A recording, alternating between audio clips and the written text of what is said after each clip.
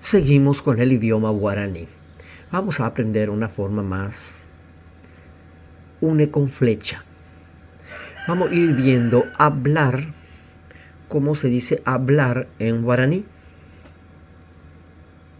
Ñe. Leer, moñe. Aguja, yu. Preguntar, porandú. Comprar, yowa. Traer, hueru. Llevar, hueraja. Guardar, ñongatú. Venir, también se dice yu, que viene de eyu. Y vamos a ver en dos oraciones según el contexto.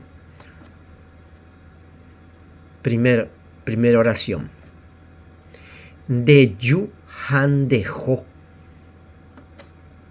Tu venida y tu ida. Y vamos a ver la segunda.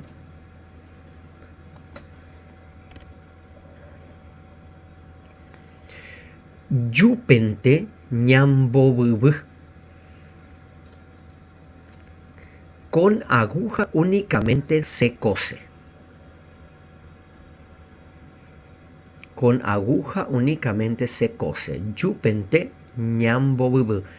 Mucha suerte con la pronunciación y espero que les ayude en su aprendizaje del idioma guaraní. Y espero que me sigan. Nos vemos pronto.